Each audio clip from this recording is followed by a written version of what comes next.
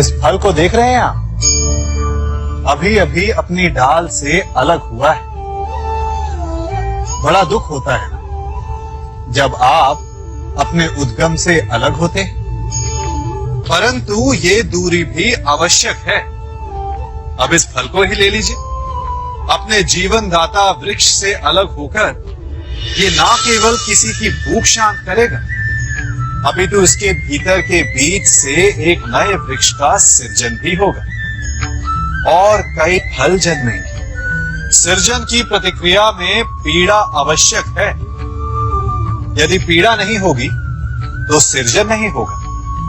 पीड़ा अपने उद्गम से दूर होने, पीड़ा अपनों से दूर होने। इस फल की भांति हम मनुष्यों को भी अपने उद्गम से, अपने सगे संबंधियों से अलग होना पड़ता है। और यही अलगाव एक नए सृजन को, एक नई सृष्टि को, एक नए विकास को जन्म देता है। इसलिए ऐसे अलगाव से दुखी मत होइए, उसका स्वागत कीजिए, क्योंकि ये विकास की नींव है।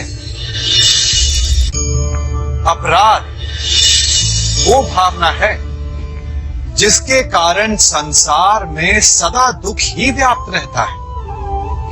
हम सब अपराधियों से घृणा करते हैं, उन्हें कोसते हैं, परंतु क्या कभी विचार किया है कि कोई भी जन्म से अपराधी नहीं होता? तो ऐसा क्या कारण है कि कोई इतना बुरा बन जाता है कि वो बुराई की सीमाएं ही पार कर जाए? कारण है कामना। यदि कामना पर नियंत्रण ना रखा जाए, यदि कामना को पूर्ण करने के लिए परिश्रम ना किया जाए, तो वो तृष्णा में बदल जाती है, और तृष्णा लालच में, और लालच छल में, और छल करते ही मनुष्य अपराध की ओर अपने पग बढ़ा देता है। इसलिए ये अत्यंत आवश्यक है कि मन की कामनाओं पर नियंत्रण रहे।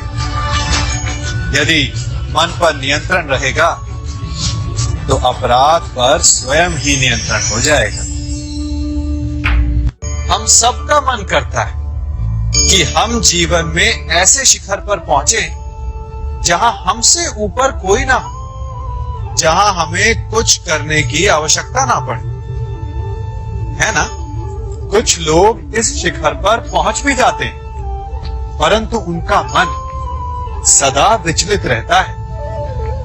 ये मनोरंजक बात है ना कि जिस विश्राम को पाने के लिए हम इतनी मेहनत करते हैं, इतना परिश्रम करते हैं, वो हमें मिलता ही नहीं।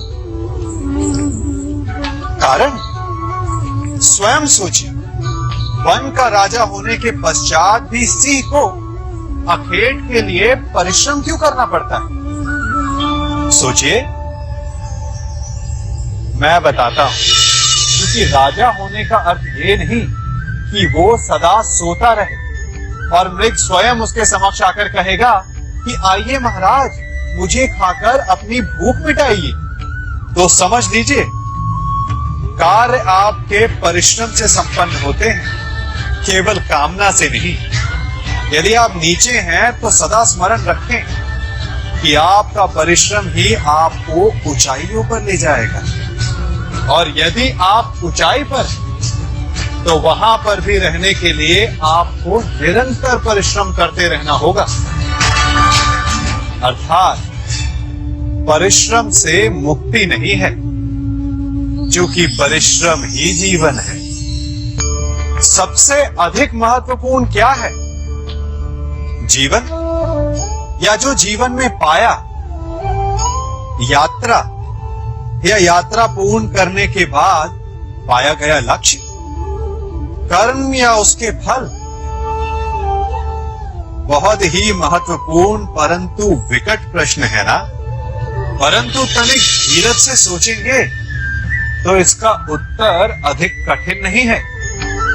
यदि जीवन यात्रा है तो उसका लक्ष्य क्या होना चाहिए? स्वयं सोचिए।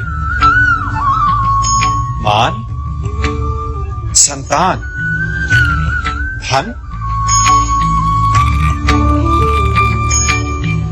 नहीं ना, अंतिम लक्ष्य है परम आनंद, और ये अचानक से नहीं मिलता।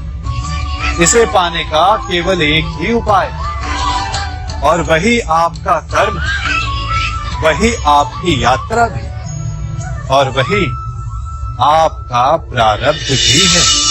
और आपको कौन बताता है कि आपके लिए सही क्या है? वो है आपका मन, जो मस्तिष्क की भांति हानि और लाभ नहीं सोचता, जो आपको ये बताता है कि शुभ किसमें, संसार का कल्याण किसमें, आनंद किसमें। यदि आपका मन संयमित है तो वो आपका सबसे महत्वपूर्ण मार्गदर्शक है, जो आपकी यात्रा, आपका लक्ष्य, आपके कर्म और उसके फलों को सबको शुभ बना सकता है।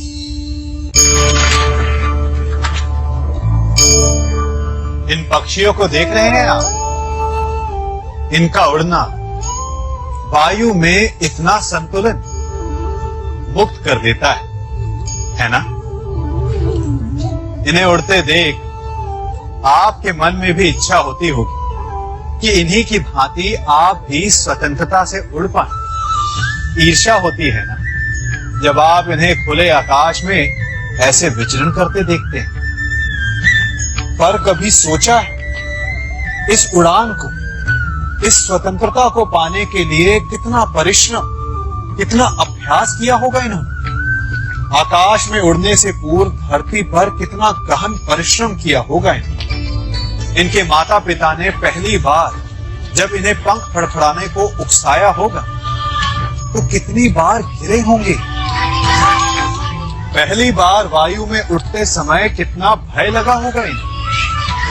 अपनी पहली उड़ान के पश्चात धरती पर उतरते समय गिरकर कितनी चोट खाई होगी। इस उड़ान का, इस स्वतंत्रता का ये मूल है। यदि आप ये दे सकते हैं तो अवश्य आप भी इस स्वतंत्रता को पा सकते हैं। इन पक्षियों की भांति ही अपने चारों ओर जब भी आप किसी सफल मनुष्य को देखें तो उससे ईर्ष्या ना करें, उसके परिश्रम और पीड़ा को समझने का प्रयास करें जो उसने यहां तक पहुंचने में पाई है। प्रेरणा लें, प्रयास करें और स्वयं भी सफल हो जाएं।